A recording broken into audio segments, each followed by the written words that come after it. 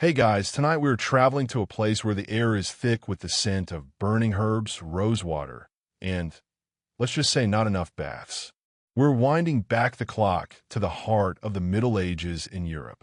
Close your eyes and picture it. The year is, say, 1350-something. The memory of the Black Death is a fresh, festering wound on the face of the continent. Whole villages are just quiet, empty. In the cities that survived, there's a constant, low-grade hum of fear. You can taste it in the bread. You can hear it in the whispered prayers at dusk. Medicine, as we know it, is basically a chaotic mix of ancient Greek theories, religious fervor, and sheer, desperate guesswork. It is, to put it mildly, not a great time to get a headache. Honestly, with their medical practices, you wouldn't survive the common cold. So, before you get comfortable, take a moment to like the video and subscribe, but only if you genuinely enjoy what I do here. Drop a comment below, tell me where in the world and what time it is for you right now. Now, dim the lights, maybe turn on a fan for that soft background hum, and let's ease into tonight's journey together. You're walking down a narrow, cobbled street. The stones are slick with something you'd rather not identify. From an upstairs window, you hear a wet, racking cough. From another, the low murmur of a prayer. The world feels heavy, damp, and profoundly sad. In this atmosphere, doctors, men educated in the halls of early universities, clutching the works of Galen and Hippocrates like holy writ, are facing a crisis of faith. Their bleeding, purging, and herb plasters seem laughably inadequate against the scale of the suffering. And in that gap between what they could do and what needed to be done, a fascinating, almost whimsical idea began to bubble up. What if health wasn't just about balancing the fluids in your body? What if it was also about balancing the weather in your soul? This was the doctrine of the four humors: blood, phlegm, yellow bile, and black bile. Every illness, every mood was thought to be in imbalance. Too much black bile or melancholia, and you become, well, melancholic. Sad, lethargic, consumed by a kind of deep, existential gloom. And in a world shadowed by plague and constant hardship, melancholia was practically an epidemic in its own right. It was a disease of the spirit that manifested in the body. So, how does a medieval doctor treat a sickness that lives in the shadowy corners of the mind? He can't prescribe an antidepressant. He can't recommend therapy. He looks at his limited toolkit: leeches, lancets, foul-smelling potions, and then perhaps he looks out the window at a group of children chasing a dog, laughing. A light bulb, or rather, a candle flickers in his mind. What if the cure wasn't in a jar, but in a joke? What if you could laugh the black bile right out of someone? It sounds absurd to us. A punchline as prescription. But in their logic, it was perfectly sound. Laughter was seen as a physical heat, a kind of internal shaking. It warmed the body, stirred the stagnant humors, and literally jostled the sluggish melancholia out of its settled state. A good, hearty laugh was like a spring cleaning for your insides, a gust of joyful wind blowing through the dusty, dark attic of your soul. It was a form of exercise for the spirit. And so, amidst the grim tools of their trade, some doctors began scribbling a new kind of prescription, not for a tincture of wormwood, but for a dose of deliberate, therapeutic mirth. They were prescribing laughter. The catch, of course, was figuring out how to bottle it. You couldn't just tell someone, be funnier. You had to provide the catalyst. And that's where we'll find ourselves next, stepping over the threshold into a medieval doctor's chamber, where the air is thick with incense and impending embarrassment. But for now, just sit with that image. In the midst of all that darkness, someone believed so strongly in the power of a giggle that they wrote it down on parchment, sealed it with wax, and called it medicine. It's a fragile, beautiful, and deeply human thing to do. A little secret to hold on to as we drift deeper into the past tonight. The historians still argue, of course, about how widespread this practice really was. Was it mainstream, or just the quirky idea of a few forward-thinking minds? But the fact that we have the records, the treatises that mention it, means someone, somewhere, took it very, very seriously. And that's our starting point. A serious prescription for something utterly unserious. A laugh in the face of despair. So, you've been feeling a bit off. A persistent gloom, a heaviness in your limbs, a lack of interest in even watching the local executioner do his work. Worrying signs. You decide it's time to see a learned man. You push open a heavy oak door, and the scent hits you first. It's not a clean, clinical smell. It's a dense, complicated perfume. Dried lavender, crushed rose petals, cloves, and beneath it all, the sharp, metallic hint of blood and the earthy, unsettling smell of moldy herbs. This is the waiting room, which is just a cramped antechamber with a wobbly stool. From behind a thick curtain, you hear a low groan, followed by the distinct, wet plink of something into a copper bowl. You try not to think about it. The walls are lined with shelves, and on them are the tools of the trade. Gleaming, cruel-looking lancets, glass cups for bleeding, jars of leeches, fat and lazy in murky water, and hundreds of dried things. Roots, flowers, animal parts that look suspiciously like they were just picked up from the road.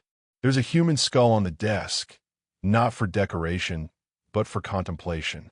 Memento mori. Remember you will die. Charming bedside manner, really. This is the clinic of a medieval physician. He's not a barber surgeon. Those are the butchers down the street who pull teeth and lop off limbs. No, this man has studied the ancient texts. He wears a long, fur-trimmed robe that says, "I think deeply about your phlegm." When he finally sees you, his examination is nothing like you'd expect. He doesn't really poke your stomach. Instead, he stares intently at your face. He asks to see your urine. You hand over your flask, because yes, you brought your pee with you, this is standard practice, and he holds it up to the light from the window, swirling it, studying its color, its cloudiness, its essence. This is uroscopy, a primary diagnostic tool. The color, smell, and sediment of your urine could tell him everything about your humoral balance. A historian might tell you this was a sophisticated system. To you, it just looks like a man judging your health by the hue of your waist. After much solemn consideration, he pronounces his diagnosis. It's as you feared, an excess of black bile. Melancholia, your spleen, believed to be the seat of this dark humor, is in overdrive, casting a shadow over your entire being. You feel a chill. You know the standard treatments. A diet of cold, moist foods to counteract the cold, dry nature of black bile. Perhaps a purgative to flush it out. Maybe a course of bleeding from a specific vein to rebalance the system. But then he does something strange. He puts down your urine flask, leans back in his chair, and steeples his fingers. The body is a mirror of the soul, he intones. Your spirits are low, and thus your bile congeals. We must treat the cause, not just the symptom. He reaches not for a lancet, but for a quill. He dips it in ink and begins to write on a small scrap of parchment. You brace yourself for a list of horrific ingredients. Fox lungs, powdered emerald, maybe a broth made from a three-legged chicken. But he finishes with a flourish and hands it to you. It doesn't say, "Take 3 times daily with meal." It says in elegant Latin script, "Find the jester known as Rickard at the Goose and Gallows Tavern. Listen to his tale of the miller, the bishop, and the goat. Laugh heartily until your sides ache. Repeat as needed." You stare at the parchment, bewildered. This is your medicine? A joke? He sees your confusion and explains, his voice patient but firm. Laughter, he says, is a form of heat and motion. It will warm your cold, sluggish constitution. It will agitate the stagnant humors, shake the black bile loose from where it has settled in your organs, and prepare it to be expelled. Think of it, he says, like beating a dusty rug. The laugh is the beat. The dust is your melancholy. We're going to beat the gloom right out of you. It is, in its own way, a physical therapy. And with that, you're dismissed, clutching your bizarre prescription. As you leave, you pass the next patient coming in, a man holding his swollen, gout-ridden foot. You hear the doctor greet him warmly. "Ah, Sir Reginald, I have just the thing. A poultice of mashed earthworms and spiderwebs, and I've written for a troupe of acrobats to perform outside your window at dawn." You step back into the street, the absurdity of it all washing over you. The line between profound wisdom and complete nonsense here is so thin you could cut it with one of his own lancets. But you have your orders. You need to find a jester, a tavern, and a story about a goat. Your treatment has begun, and you can't help but wonder as you walk away. Who was the first person to think of this? Was a moment of genius, or one of sheer, helpless desperation? The historians still argue about that, too. But for now, your path is clear. You're off to the Goose and Gallows, in search of a dose of medieval stand-up comedy, prescribed by a man who otherwise would have been perfectly happy to bleed you dry. The Goose and Gallows is exactly what you'd expect. Low ceilings that smell of smoke and spilled ale, rushes on the floor that have seen better days, centuries ago, and a clientele that looks like they've stepped out of a particularly grim tapestry. You clutch your prescription like a talisman, feeling utterly out of place. In a corner, by a sputtering fire, you see him. Rickard the Jester. He's not in full motley here. No jingling bells on his hat, but you can tell by the sharp, mischievous glint in his eye and the way his fingers drum a rhythm on the table, as if hearing music only he can hear. You approach, holding out the scrap of parchment like an offering. He takes it, squints at the writing, turning it upside down once for effect, and a slow, gap-toothed grin spreads across his face. "Ah, the good doctor sent me another melancholic." He cackles, his voice a gravelly mix of warmth and mockery. "Seat, seat. Consider yourself in the clinic now.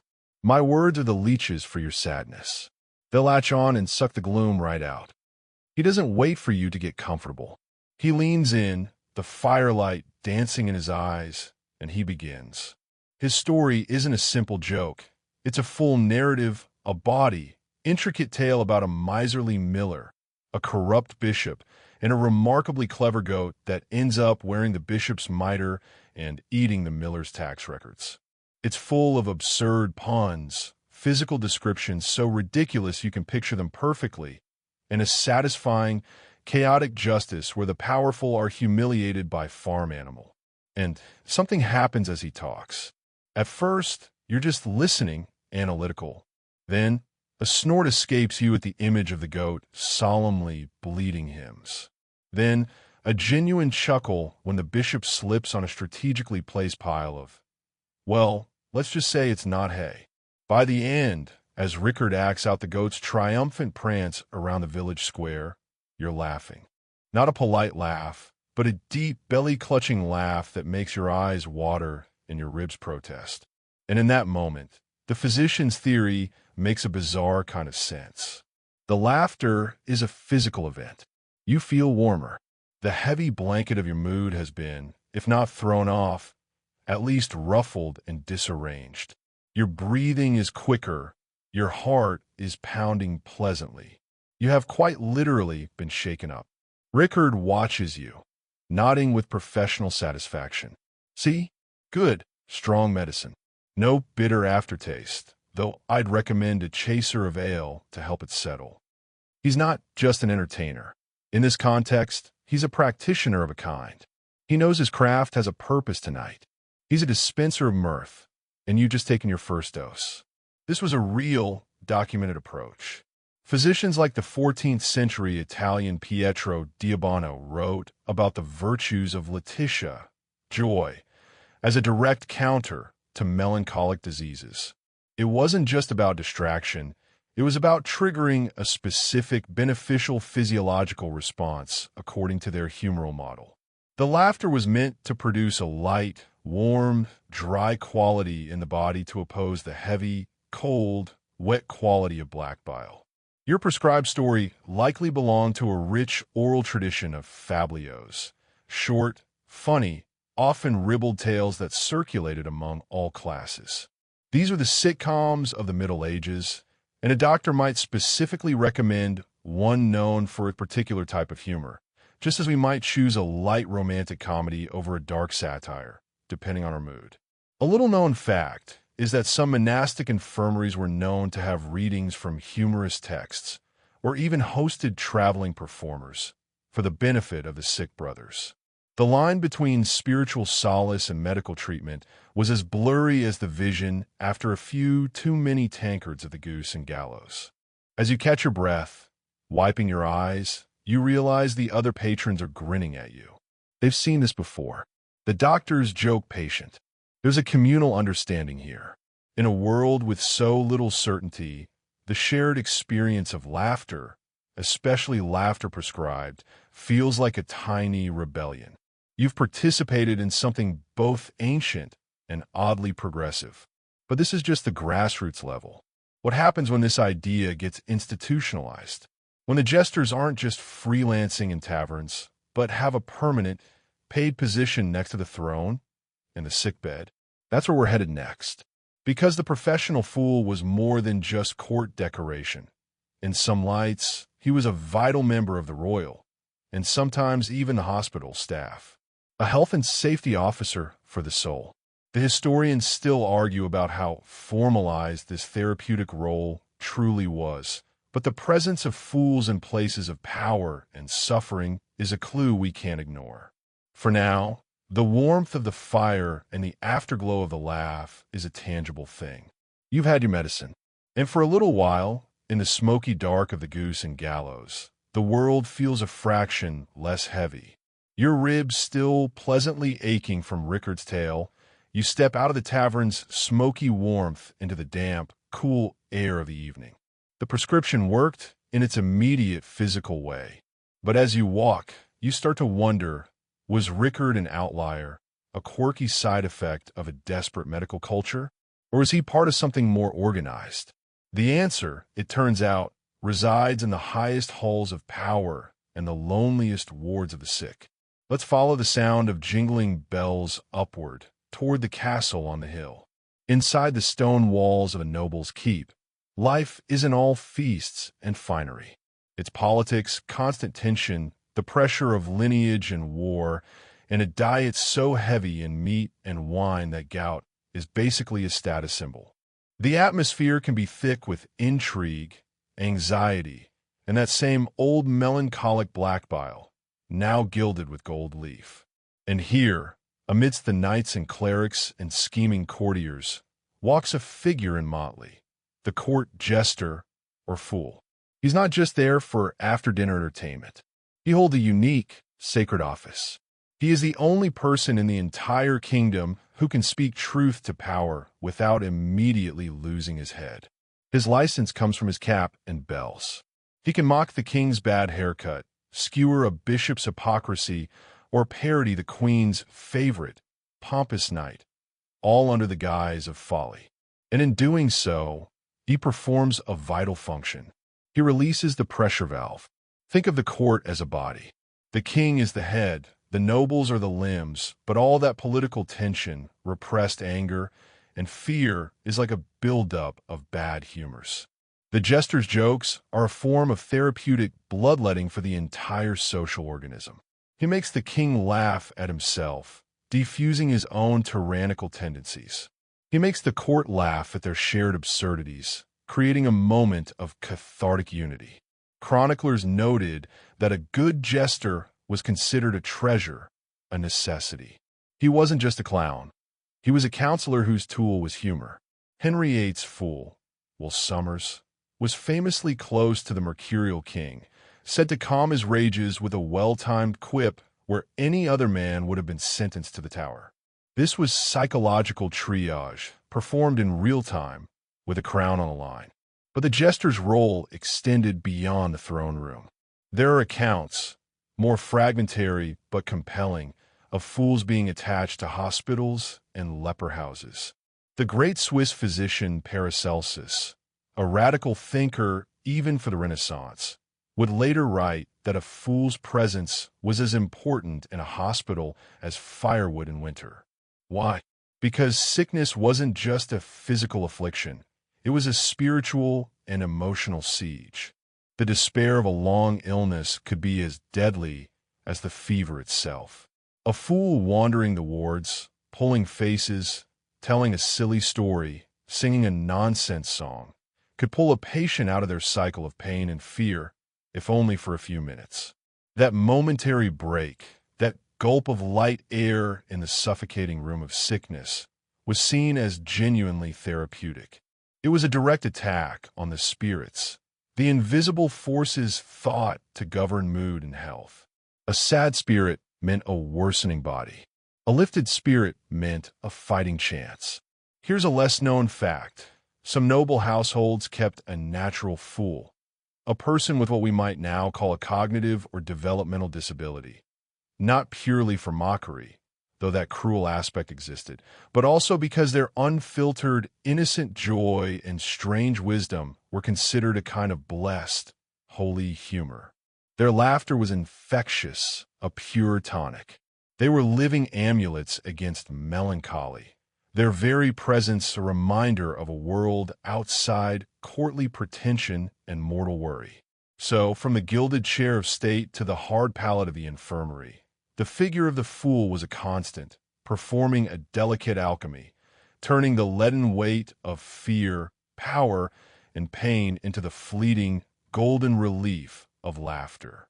They were the human embodiment of the doctor's prescription. The historians still argue, naturally, about how systematically this was understood. Was the jester consciously seen as a medical instrument, or was his health-giving role just a happy side effect of his main job? The line is blurry, but the effect was real. You can imagine a physician, after applying his leeches and poultices to a nobleman stricken with grief, turning to the Lord's fool and giving a discreet nod. Your turn. And the fool would jump into action, not just as an entertainer, but as a colleague in the complex, mysterious business of healing. Let's sit with that idea for a moment. The fool as a colleague in healing. It reframes everything. The medieval medical cabinet, therefore, had two main compartments.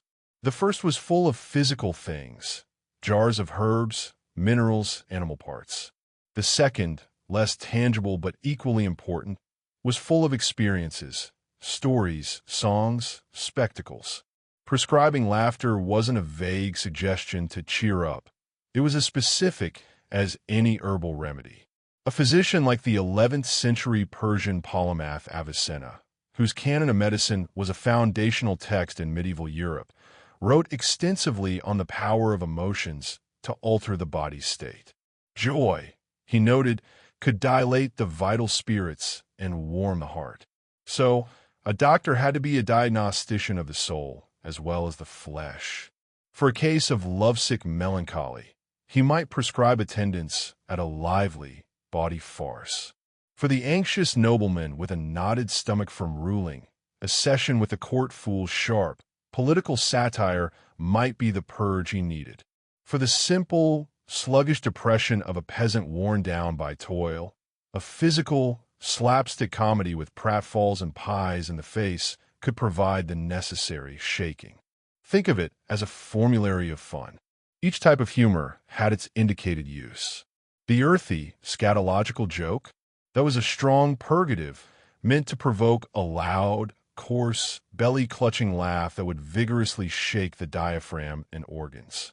The witty, intellectual pun, that was a gentler stimulant, a warm tonic for the brain and the animal spirits believed to flow through the nerves.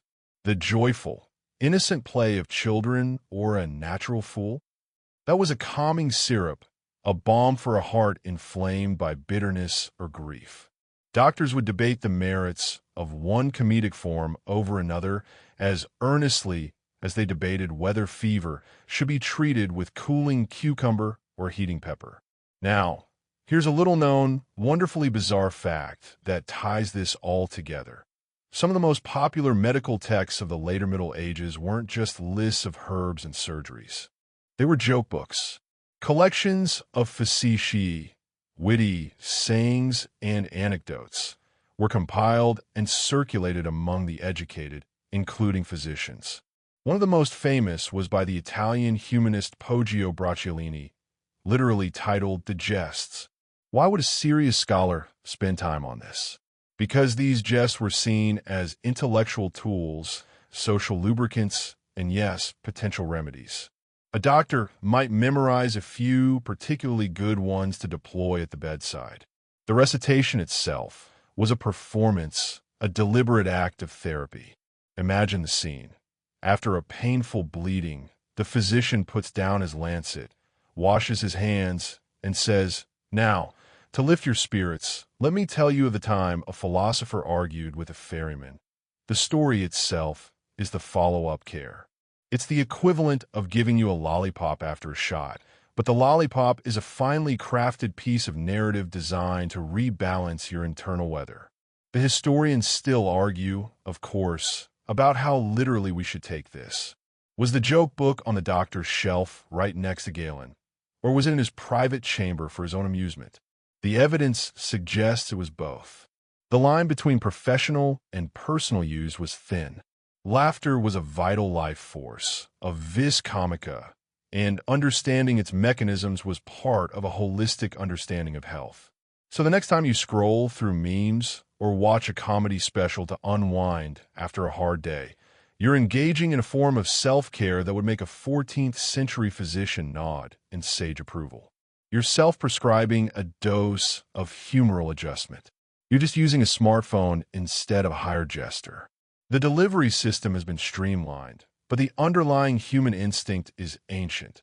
When the world feels heavy, cold, and dark, we instinctively seek the warmth and light of a laugh. It's a fire we've been huddling around for centuries, long before we fully understood why it made us feel better. We just knew it did. And the doctors of the day, armed with their flawed but fervent science, were simply trying to bottle that flame. But let's not romanticize it too much. For every gentle prescription of a funny story, there were a dozen interventions that would make you scream, not laugh. The medieval medical world was a stark, brutal duality.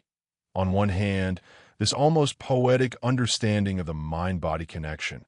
On the other, a raw, physical brutality inflicted in the name of healing.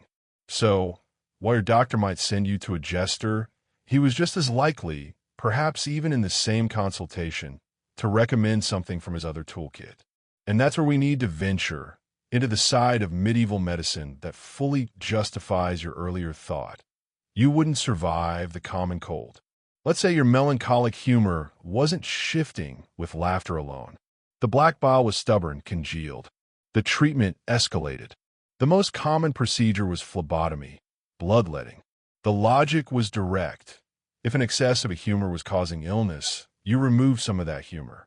For melancholy, linked to blood that was thought to be too thick and cold, you'd bleed from a specific vein, often in the hand or arm, to thin and cool it further. Sounds contradictory? Welcome to humoral theory. You'd sit with your arm over an ornate brass bowl, and the physician, or more likely the barber surgeon, would make a swift incision with a fleam, a small, sharp blade that looks like a modern box cutter, but with less safety consideration. The blood would flow, sometimes for a shocking amount of time, until the practitioner decided the imbalance was corrected. You'd feel dizzy, weak, and decidedly less melancholic, mainly because you were now preoccupied with not fainting. The historians still argue about how often this was actually beneficial versus outright harmful, but it was the standard of care for centuries. Then it was purging. If the bad humor was in your guts, you'd take an emetic to vomit it up, or a powerful laxative to flush it out. These weren't gentle herbal teas. We're talking about potions containing mercury, toxic hellebore, or strong doses of mercury. The goal was a violent, comprehensive evacuation. You wouldn't be laughing. You'd be clinging to the chamber pot, praying for death. And for local issues, there was cauterization. A red-hot iron applied to a wound to stop bleeding, or to a specific point on the body to draw out deep-seated humors. The smell of your own burning flesh was part of the cure. Perhaps the most visually striking and oddly persistent practice was cupping. A heated glass cup would be placed on your skin. As it cooled, it created a vacuum, pulling the skin and muscle up into a tight, red dome. The theory was that it would draw bad humors from the depths to the surface, where they could be expelled. Sometimes the skin would be scored with a lancet first, so the cup would draw blood directly, a practice called wet cupping. It left spectacular, circular bruises that a medieval doctor would point to as proof the toxins were coming out. In this context, the prescription for laughter starts to look less like a quirky alternative and more like a desperate, humane refuge from the standard, horrific menu. It was the one treatment that didn't involve sharp metal, fire, or inducing violent bodily revolt. Here's a lesser-known, grimly funny detail. Some medical manuscripts include illustrations of wound men and diseased men, figures covered from head to toe in arrows, boils, and lesions, with labels for every possible ailment. It's a map of suffering. But sometimes, tucked in the margins of these very same grim texts, you'll find doodles of jesters, or monkeys mimicking doctors, or little visual puns. It's as if the scribe himself, steeped in this world of cataloged agony, needed to inject a tiny, defiant dose of the very medicine he was transcribing about. The joke in the margin was his own personal phlebotomy, letting a little pressure out. So, the next time you see a meme making light of a terrible day, remember the medieval scribe doodling a jester next to a diagram of a gangrenous leg. The impulse is timeless. When faced with the overwhelming reality of suffering and crude science, sometimes the only sane response, the only thing that feels like a fragment of control, is to laugh, even if it is a shaky, desperate laugh in the dark. It's the laugh that says, I acknowledge this horror, but I am not completely defeated by it. And in that sense, the laughter prescribed by the doctor was more than a humoral adjustment. It was a tiny act of spiritual resistance, a reminder that you were still a person, not just a vessel of malfunctioning fluids. Now, let's pivot from the general horrors to a specific, iconic image of medieval medical terror. We need to talk about the plague doctor, the figure in the haunting beaked mask. You know the one. It's the visual shorthand for the Middle Ages were a mistake. But what if I told you that mask, that entire costume, was born from the same fundamental belief that made doctors prescribe laughter? It was all about managing air and spirit, and it represents the moment when the theory of humors and miasmas dressed up for its most deadly performance. Picture the scene. The Black Death returns, or a lesser pestilence sweeps through a city. The ordinary physicians, the ones with their urine flasks and lancets, have often fled. In their place emerges a specialist, the plague doctor, often a second-rate practitioner, sometimes just an opportunistic charlatan hired by a desperate town council. And he arrives in his uniform, a long, waxed leather overcoat, gauntlets, a wide-brimmed hat, and that mask, a long, white beak like some monstrous bird, glass eyepieces. The whole thing is utterly, purposefully dehumanizing. He looks like death itself walking. But every element of that costume had a rationale rooted in the best medical understanding of the day. The dominant theory of plague was miasma, the belief that disease was caused by poisoned, foul air, rotting waste, stagnant water, the breath of the sick. These corrupted the air, and breathing this bad air corrupted your humors directly. The plague doctor's costume was a personal quarantine suit. The long coat, waxed to be impermeable, kept the miasmatic air from touching his clothes. The gauntlets protected his hands. The hat marked his office. But the mask was the masterpiece. That long beak wasn't just for intimidation. It was a filter. Stuffed into the tip were what were considered strong antidotes to bad air. A fragrant mash of dried flowers like roses and carnations, herbs like mint and clove, spices like cinnamon and myrrh, and often ambergris or sponges soaked in vinegar. The idea was that the doctor would breathe through this potent, sweet-smelling cocktail. The corrupted air would be cleaned, sanitized by the herbs, before it ever reached his lungs. The glass eyepieces were to protect the windows of the body from infectious air. He'd often carry a long wooden stick to examine patients without touching them, and to keep desperate, grieving families at a distance. Here's the fascinating, lesser-known connection to our story of laughter. It was all about pneuma, the vital spirit carried in the air you breathed. Good air carried good pneuma, which nourished the heart and brain. Bad air carried corrupt pneuma, which poisoned the humors. The plague doctor, by filtering the air, was protecting his own vital spirits. Meanwhile, what was prescribed for the healthy to ward off plague? Keeping the air in their homes fragrant with similar herbs, and maintaining a positive, calm state of mind. Fear and sadness, melancholy and phlegm were thought to make the body more susceptible to miasmatic infection. A cheerful, courageous heart was considered prophylactic. So, in a twisted way, the plague doctor in his terrifying costume and the physician prescribing a jester were operating on the same principle. Protect and guide the invisible forces, air and spirit, that govern health.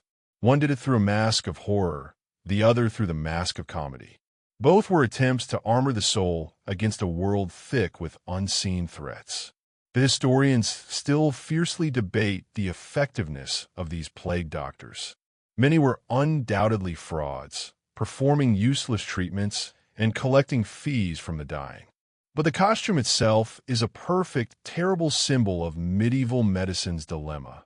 A profound, logical theory: bad air causes disease, leading to a practice that was both scientifically innovative in its concept of isolation and filtration and utterly futile against a flea-borne bacterium. It was medicine as theater, a desperate pantomime of control in the face of incomprehensible chaos. The beak doctor was the stark, grim opposite of a laughing jester. One tried to shut the world out with terror and fragrance. The other tried to let a little joy in. Both, in their own extreme ways, were responses to the same overwhelming, humbling truth. They had no real idea what was happening, but they had to do something. And that something could range from a story about a goat to dressing like a human-sized canary. It's a spectrum of human response to suffering that stretches from the sublime to the ridiculous, often touching both at once. To truly understand why a medieval doctor would think laughter was medicine, we have to take a long detour. We have to leave the smoke-plagued towns of the 14th century and travel back, way back, to the clear, sun-drenched shores of the Aegean Sea. Because the entire intellectual framework of the medieval physician was a hand-me-down, a dusty, often misinterpreted inheritance from the ancient Greeks. Their medical Bible was written by Hippocrates and Galen, men who lived centuries before Christ. So, let's rewind to around 400 BCE. You're on the island of Kos. The air smells of salt and pine, not of dung and despair. Here, a man named Hippocrates is proposing a revolutionary idea: that disease is not a punishment from the gods, but a natural phenomenon with natural causes. It's a staggering leap of thought. His central theory? The four humors. He proposed that health depended on the balance of four key bodily fluids: blood sanguis from the heart, warm and moist, linked to spring and a cheerful, passionate temperament; phlegm, phlegma from the brain, cold and moist, linked to winter and a calm, sluggish nature; yellow bile, chole from the liver, warm and dry, linked to summer and a choleric, irritable mood; and black bile, melancholy from the spleen, cold and dry, linked to autumn and a melancholic, sorrowful state. Health was eucrasia, a good, balanced mixture. Sickness was dyscrasia, a bad imbalance. This model was elegant, explaining everything from complexions to fevers to personalities, and it was completely wrong in its specifics. But its core insight, that mental and physical states are inextricably linked, was profound. Fast forward 500 years to the Roman Empire. A Greek physician named Galen, a man with a colossal ego and a genius for anatomy and synthesis, takes Hippocratic ideas and builds an enormous, rigid system around them. He maps specific humors to organs, seasons, elements, foods, and even planets. He turns it into a comprehensive, all-explaining dogma. Galen's voluminous writings became the unchallengeable authority. For over a millennium in Europe, to be a doctor was to be a commentator on Galen. You didn't discover new truths. You interpreted the ancient master's words. Now, here is the crucial link for our story. Both Hippocrates and Galen wrote extensively about the importance of the non-naturals. These are the 6, or sometimes 7, external factors that influence your humoral balance, things not part of your innate constitution, but which you could control: the air you breathe, food and drink, sleep and wakefulness, exercise and rest, evacuation and retention, and, critically, the passions of the soul. Emotions: joy, sorrow, anger, fear. These weren't just fleeting feelings. They were potent, physical forces that could directly heat, cool, dry, or moisten your humors. Galen wrote detailed case studies about patients made ill by grief or cured by sudden joy. So, the notion that a physician should attend to a patient's emotional state wasn't medieval eccentricity. It was classical orthodoxy. It was in the original sacred texts. When this knowledge survived the fall of Rome, it was preserved and enriched in the great translation centers of the Islamic world, in Baghdad, Cordoba, and Cairo, by scholars like Al-Razi and Avicenna. They expanded on the psychological aspects of healing. Centuries later, these Arabic texts were translated into Latin and entered the budding universities of medieval Europe, like Salerno and Montpellier. But through this long, winding journey of translation and transmission, something often happened. The nuanced, observation-based approach of Hippocrates could harden into unyielding dogma. The rich understanding of the passions of the soul as one of several balancing factors sometimes got reduced to a simpler formula. Sadness cools and dries. Joy warms and enlivens. Therefore, to treat melancholy, prescribe joy. Elicit laughter. So, the medieval doctor who sent you to a jester wasn't being radical or original. He was, in fact, being a deeply conservative traditionalist. He was applying Galenic principles as he understood them. He was treating a passion of the soul with a deliberate, calculated intervention. The laughter was meant to induce the specific passion of joy, which had a warming, drying, lightening quality to directly combat the cold, damp, heavy qualities of black bile. It was textbook medicine, or rather, it was scrollbook medicine. The historians still argue about the so-called Dark Ages and the loss of classical knowledge. But in this specific area, the recognition of the mind-body connection, the medieval world was clinging to a thread of ancient wisdom, even if they sometimes used it to weave very strange patterns. They had the theory right. Emotions powerfully affect health, but their map of the human body was so fantastically incorrect that their routes to a cure could seem ludicrous. They were following a beautiful, ancient compass, but the terrain it led them across was a landscape of their own elaborate imagination. Now, hold that thought about the ancient compass. Because while the doctors were trying to apply classical theory in their chambers, the common people, the very ones being diagnosed with an excess of black bile from their hard, dreary lives, had their own, far less theoretical, way of dealing with the weight of the world. They had festivals, and not just any festivals.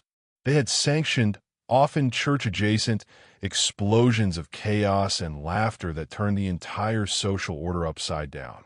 If the doctor's prescription was a targeted dose, these festivals were the systemic, societal purge. Welcome to the world of carnival and its most extreme medieval cousin, the Festum Stultorum, the Feast of Fools. Imagine it's early January, around the Feast of the Epiphany.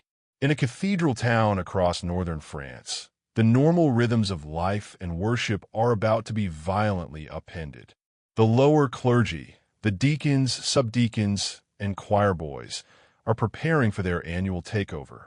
For a day, sometimes several, the hierarchy is inverted. A lord of misrule, or a boy bishop, is elected, often the youngest or most foolish among them. He is dressed in ludicrous vestments, handed a mock crozier, maybe a sausage, and paraded through the streets. A donkey might be led into the church. Obscene songs replace hymns. Masks are worn. Dice are rolled on the altar. The solemn mass is parroted, with priests braying like donkeys instead of chanting, and the congregation encouraged to reply with raucous laughter and noise. It was chaos. It was blasphemy. It was, in its own wild way, absolutely necessary. This wasn't mere drunken revelry, though there was plenty of that. It was a deeply ingrained social and psychological safety valve. For one brief, glorious period, the pressures of a rigid, unforgiving world, your place in the feudal order, the constant threat of hellfire, the back-breaking labor, the omnipresent shadow of disease, were not just forgotten, but actively mocked and inverted. The fool became the king. The sacred became profane. And in that inversion, in that collective, screaming laugh at the very structures that controlled every other day of their lives, people found release. They were, in a very real sense, treating the melancholia of the entire community. They were shaking the black bile out of the body politic. The therapeutic effect of this is not hard to imagine. The historian Johann Huizinga called it the play element of culture, a vital force for health. Modern sociologists might call it a collective catharsis. The medieval person would have just felt it as a profound physical relief, a letting go. All the repressed fear, anger, and resentment toward their lords, their priests, even their God, could be expressed in a controlled, sanctioned, and ultimately harmless explosion of nonsense. After the festival, order was restored. The boy bishop gave up his sausage scepter. The donkey was let out, and everyone returned to their places, perhaps a little lighter, having laughed in the face of the very powers that defined their constrained existence. It was a societal prescription for laughter on a massive scale. Here's a lesser-known, fascinating twist. These festivals often had specific, ritualized forms of humor that mirrored medical ideas. The Feast of the Ass celebrated the animal that carried the Holy Family into Egypt, but also symbolized stubborn foolishness. The mock sermons were full of crude, bodily humor, jokes about digestion, flatulence, and sex, all things that, in a medical context, related to the vital processes of evacuation and generation, the very functions the humoral system sought to regulate. By laughing at the base, physical self, they were also, in a way, acknowledging and celebrating the messy, humoral reality of being human. It was a communal embrace of the very animal nature that the church and the medical texts often taught them to suppress and manage. The historians still vigorously debate how much the church officially tolerated these events. Condemnation sermons were frequent, but the festivals persisted for centuries. This suggests they fulfilled a need so deep that not even ecclesiastical authority could stamp it out. The people needed to laugh as a body needs to breathe. And once a year, they would take a gulp of that liberating, chaotic air, no doctor's note required. This brings us to a fascinating and seemingly contradictory tension. On one hand, you have these raucous, church-adjacent festivals of inversion and laughter. On the other, you have the solemn, powerful institution of the church itself, which had a deeply ambivalent, often suspicious relationship with mirth. To understand the full picture of medieval laughter as medicine, we must step into the cool, echoing silence of a monastery and listen to the debate among the learned clerics. What do the official arbiters of the soul think about the healing power of a giggle? The prevailing view among early and medieval church fathers was cautious, often stern. Excessive laughter was frequently condemned. It was associated with frivolity, with the flesh, with a loss of self-control that opened the door to sin. Christ, they pointed out, is never recorded as having laughed in the Gospels. He wept. Figures like St. John Chrysostom called laughter a subversion of decency. In the monastic rules that ordered the lives of thousands, a somber, dignified demeanor was the ideal. Laughter could be seen as a crack in the spiritual armor, a moment when worldly foolishness could creep into the sanctuary of the soul. It was the opposite of contemplative peace. In this light, the idea of a priest prescribing a joke might seem heretical. But, as with everything in the Middle Ages, it was never that simple. A competing thread of Christian thought recognized the complexity of human nature. Another church father, Saint Ephraim the Syrian, wrote, "A cheerful heart is a good medicine, but a downcast spirit dries up the bones," a direct nod to both scripture and humoral theory. Even within the stern walls of monasteries, there was an understanding that aestia, the noonday demon, a spiritual listlessness and despair that was the monastic equivalent of melancholia, was a grave danger. To combat it, abbots might prescribe not just prayer and fasting, but a break, a walk in the garden, congenial conversation, or the reading of light, edifying tales. While they might not hire a jester, they understood the principle. A weighed-down spirit hindered devotion. This is where we find some of the most interesting, lesser-known figures, the cleric jesters. Certain monks or parish priests became known for using humor deliberately as a pastoral and, by extension, a healing tool. They'd use funny stories in their sermons to make a moral point stick. They'd employ self-deprecating humor to connect with their flock. The 13th century Franciscan friar, Berthold of Regensburg, was a famous itinerant preacher who reportedly used vivid, humorous characterizations of sinners that had crowds laughing in recognition before he drove the moral lesson home. This was laughter with a purpose, to open the heart so the scripture could enter. It was a spiritual expectorant, loosening the hard cough of sin so it could be expelled. Then there were the more radical examples, like the legend of the joculators Dei, the players of God.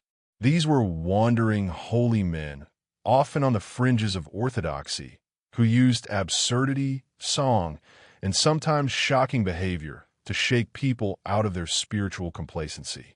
They performed a kind of street theater theology. Their antics were meant to provoke not just laughter, but thought, repentance, or a reevaluation of worldly values. In their own way, they were treating the soul's maladies with the shock therapy of holy folly.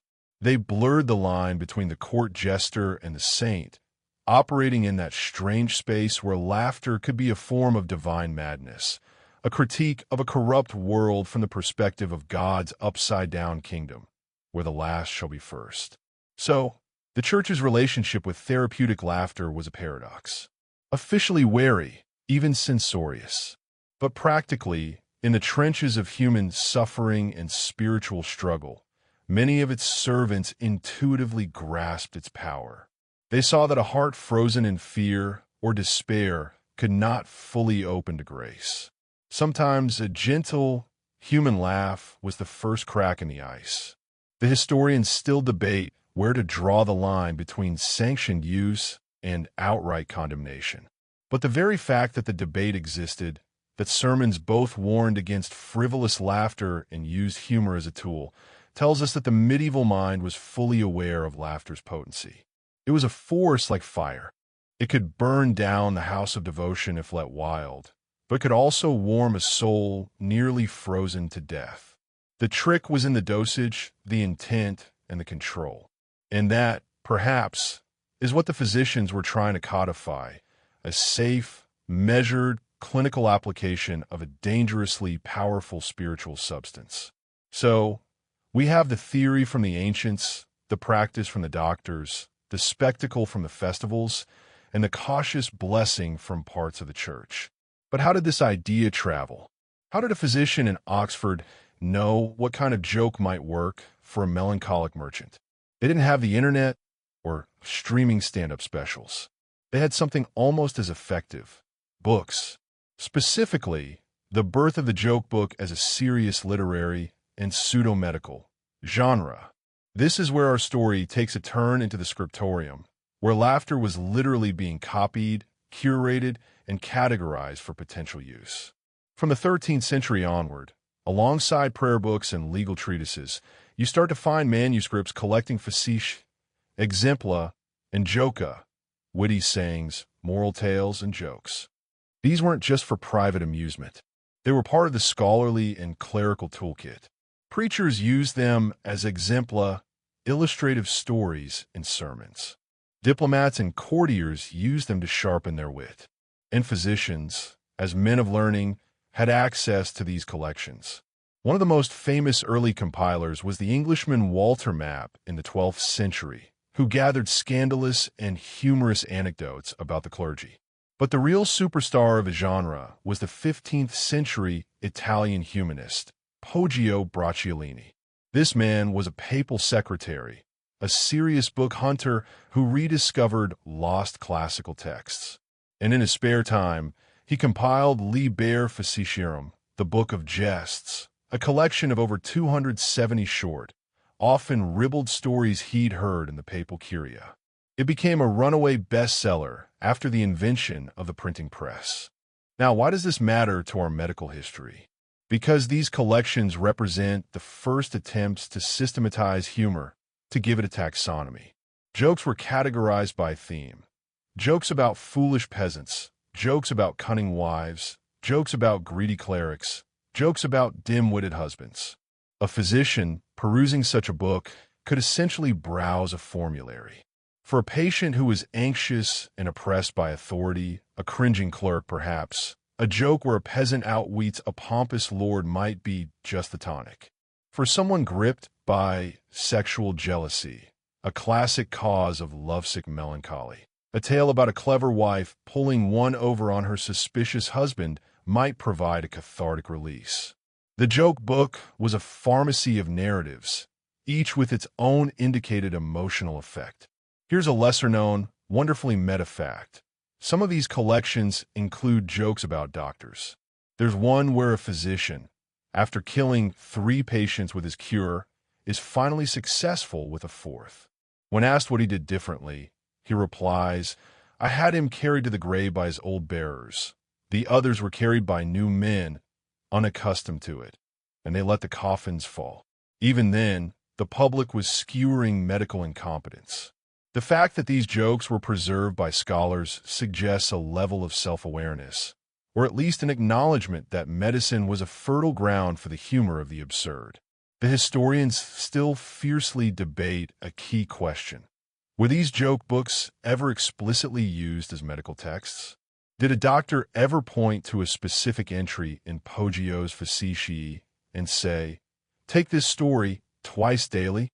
There's no smoking gun prescription that says see joke number 143. But the circumstantial evidence is strong. We know doctors owned and read these books. We know they believed in the therapeutic power of specific emotions. We know they prescribed experiences like attending plays or listening to performers. It is a very short, logical step from go listen to a funny story to go read this funny story I have right here. The joke book bridged the gap between the oral tradition of the jester and the written authority of the physician. It allowed humor to be recommended with the same gravitas as a recipe for a herbal electuary. It was laughter made portable, preservable, and respectable, or as respectable as a story about a monk, a nun, and a misplaced sausage could ever be. In a world without patents, the formula for a good laugh was now in the public domain, waiting on the shelf for anyone, doctor or not, to dispense as needed. The world, however, was changing. The slow fuse of the Renaissance was burning toward an explosion of new thought. The printing press was spreading ideas, including those joke books, at an unprecedented rate. And with this change came a subtle but profound shift in the role of laughter. It began to migrate from the doctor's chamber and the cathedral square to a new, dedicated space, the professional stage. The prescribed chuckle was evolving into purchased entertainment. The healer jester was becoming the actor. Let's travel to the bustling, vibrant, and often dangerous cities of 16th century Italy and England. In London, purpose-built playhouses like the Theatre and the Globe are springing up outside the city walls. In Italy, troops performing commedia dell'arte are touring from town square to town square. These aren't just frivolous diversions. They're complex, commercial enterprises offering a product, catharsis through comedy. But the link to the old humoral ideas hasn't been severed. It's been commercialized. Playwrights and actors understood their craft in terms of moving the audience's passions. A good comedy was designed to produce laughter, which would leave the crowd in a state of warm, cheerful equilibrium as they spilled out into the evening. It was a public health service, but one you paid a penny to enter. The famous playwright Ben Jonson, a contemporary of Shakespeare, was deeply influenced by humoral theory.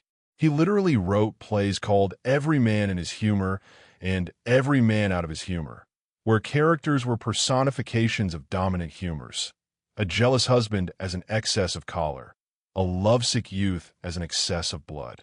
The comedy arose from the clash of these exaggerated types, and the resolution involved their purgation or rebalancing. The audience, by laughing at these caricatures, was participating in a collective, theatrical version of the old therapy. They were witnessing unbalanced humors on stage and, through laughter, purging any similar imbalances in themselves. It was medicine as mass spectacle. Meanwhile, in Italy, commedia dell'arte troupes operated with a similar, if more instinctive, understanding.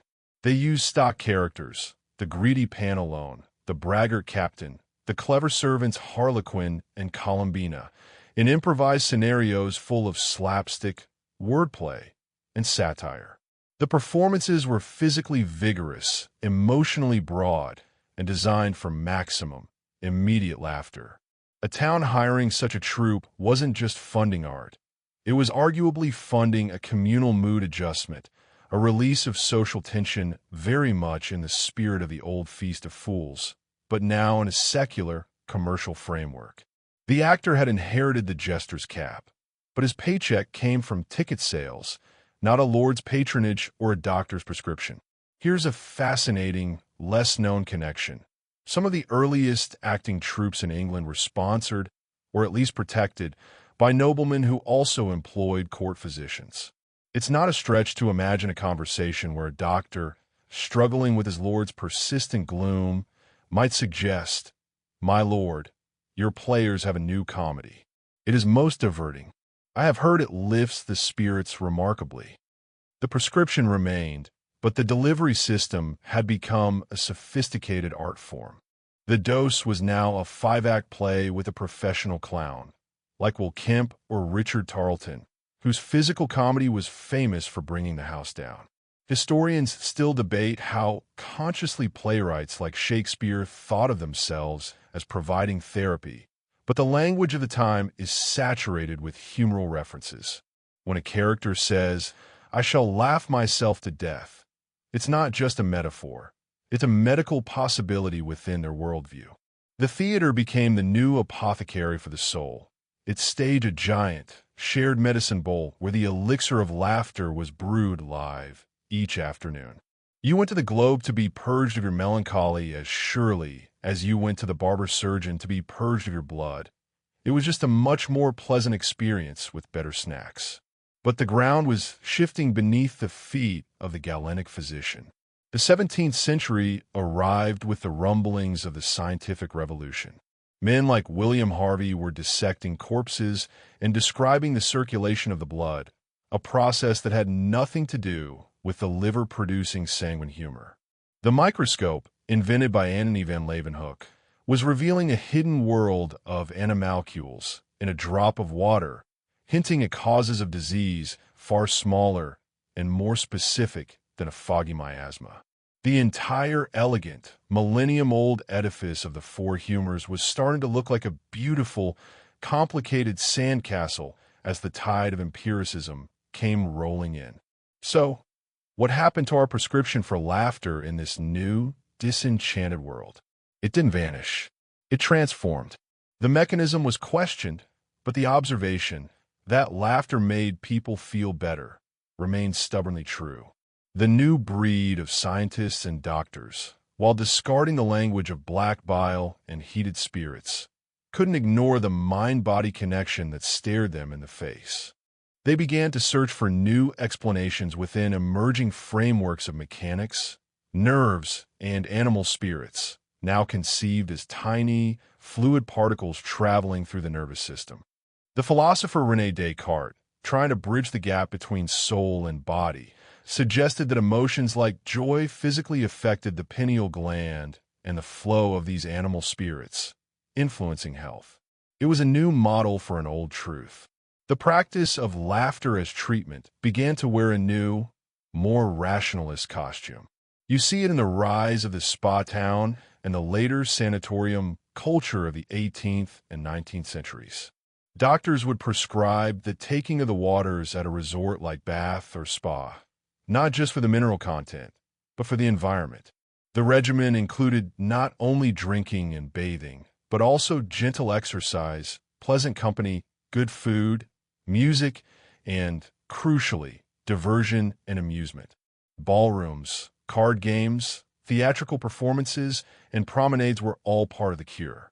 The goal was to distract the patient from morbid thoughts, to engage their mind and social faculties, to produce a state of cheerful convalescence.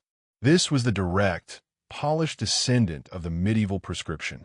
They'd swap the jester for a string quartet and the tavern tale for a novel by Samuel Richardson. But the therapeutic intent was identical. Use pleasure to drive out pathology. A fascinating, lesser-known figure from this transitional period is Dr. Thomas Sydenham, a 17th-century English physician known as the English Hippocrates. While he championed careful observation over slavish Galenic doctrine, he famously prescribed horseback riding and entertainment for melancholic patients. He wrote that for hysteria and hypochondria, both seen as disorders of the nerves and spirits, the passions of the mind must be regulated by innocent amusement, especially by cheerful company. He wasn't sending patients to a fool, but to a social circle. The vehicle changed, but the passenger, the deliberate induction of a cheerful state, remained the same. So the scientific revolution didn't kill the idea. It forced it to evolve. The humor was drained from humoral, but the therapy persisted. Doctors could no longer say with a straight face that laughter jostled black bile, but they could observe that a positive outlook seemed to aid recovery, that stress seemed to worsen symptoms, and that a distracted, entertained patient was often a more cooperative and resilient one. The prescription became less specific. Listen to the tale of the miller and the goat, and more general. Seek diversion and avoid gloomy thoughts. The magic was being systematized out of it, but the core human insight proved too durable to discard. The historians still debate whether this shift represents progress or a loss of something more holistic. Was it better to have a precise, if wrong, theory for why laughter helped, or to have a correct, if vague, acknowledgement that it just did? For the patient, the result might have felt similar. A doctor telling them, in the language of the day, to go out and find something to smile about. The science had changed, but the song remained, if not the same, then recognizably similar. We're nearing the end of our journey now, leaving the early modern spas behind and drifting into the electric glow of the modern age. The 20th century arrives with psychoanalysis, pharmaceuticals, and evidence-based medicine. The ghost of Galen is finally laid to rest in the annals of medical history, a curious footnote. And yet, the echo of that medieval prescription never fully fades. In fact, it finds new voices, new forms of validation, and a new name, psychoneuroimmunology. The story in the 1900s is one of idea returning, not from the past, but from the periphery. It's no longer the central tenet of a medical system, but a complementary insight that slowly fights its way into the mainstream. The first major crack in the purely mechanistic view of the body comes from psychology. Freud, for all his focus on the unconscious, understood that humor was a vital defense mechanism, a way to discharge psychic tension safely. Later, in the 1960s and 70s, the humanistic psychology movement, led by figures like Abraham Maslow and Carl Rogers, emphasized holistic well-being, where joy and self-actualization were seen as components of health. The stage was being set. Then came the clowns. Not court jesters, but hospital clowns. The pioneering work of figures like Patch Adams in the 1970s, who wore a red nose and awards, wasn't just whimsy. It was a deliberate, intuitive revival of the oldest form of therapeutic laughter. He faced immense skepticism from the medical establishment. This was the era of high-tech, sterile, hyper-professional medicine. But the effect on patients, especially children, was undeniable. It reduced fear, it built rapport, it made unbearable situations briefly bearable. Slowly, the data began to follow the intuition. Studies in the late 20th century started showing that laughter could reduce levels of stress hormones like cortisol, boost immune function by increasing antibodies, trigger the release of endorphins, the body's natural painkillers, and improve vascular function. The medieval warming and shaking had been translated into biochemical and physiological terms. Vasodilation, immunoglobulin A, dopamine release. Here's a lesser-known, beautiful modern parallel: the rise of laughter yoga in the 1990s. Founded by Dr. Madan Kataria in India, it's based on the premise that the body cannot differentiate between simulated and genuine laughter. The physiological benefits are the same. Groups of people gather to perform laughter as an exercise, often starting with forced ha's that inevitably turn into real, contagious giggles. It's used for stress reduction in corporate settings and in senior homes. This is, in essence, the most distilled, formalized version of the medieval prescription. It's laughter stripped of context, joke, or story, administered as a pure, dose-controlled treatment for modern melancholia.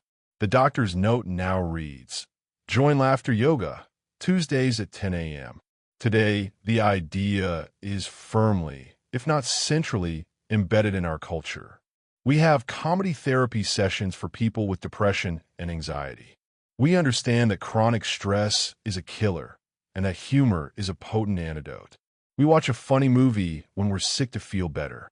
The lineage is direct. The medieval physician who sent you to the tavern for a story about a goat, the Renaissance noble attending a Ben Jonson play, the Victorian convalescent at a spa listening to a chamber orchestra, and you scrolling through memes in a waiting room. You are all part of the same unbroken human experiment. You are all self-administering a treatment whose mechanism was once explained by invisible fluids, then by animal spirits, then by nervous tension, and now by neuropeptides and cortisol levels. The explanation evolves. The healing experience remains a constant. The historians still debate the true impact of these old practices, of course. Was laughter an effective treatment, or just a merciful distraction in an era of horrific medicine? But perhaps that's the wrong question. Perhaps the real story is the persistence of the impulse itself. Across centuries, through wildly different paradigms of how the body works, humans in the role of healers have consistently reached for the same tool: the deliberate, purposeful invocation of joy. They believed in it fiercely enough to write it down, to argue for it, to prescribe it. And in that belief, they were, in their own way, profoundly right. Not about the bile, but about the balm.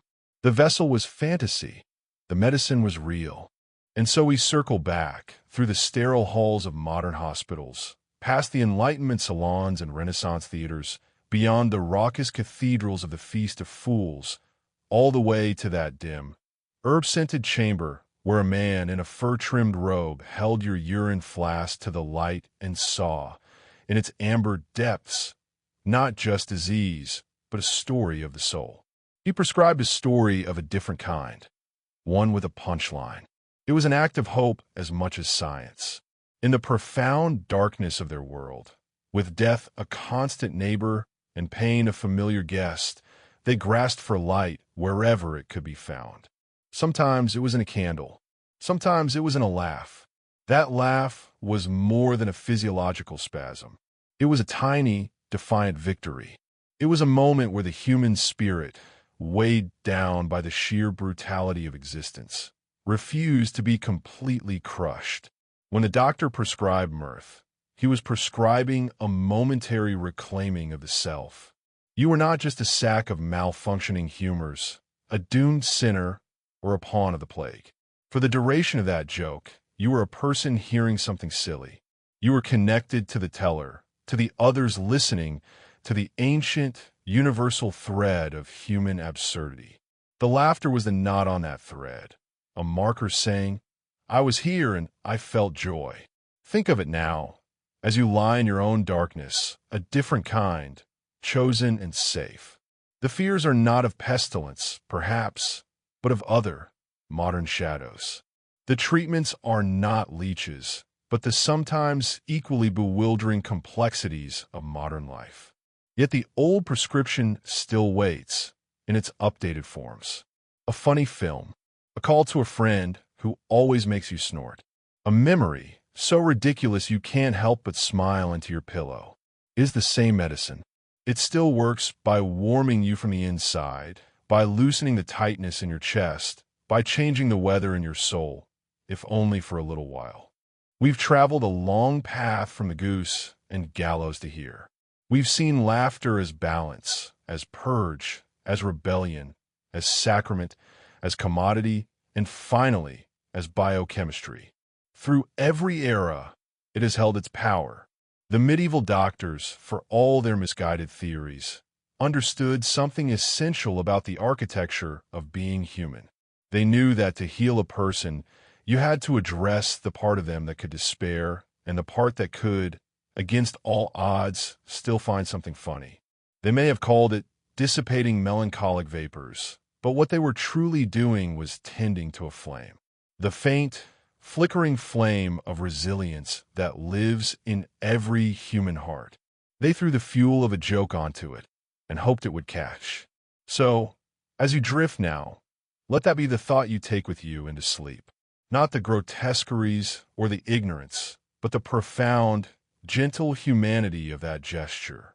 In a world that offered so many reasons to succumb to the dark, they chose, deliberately and thoughtfully, to prescribe a little light.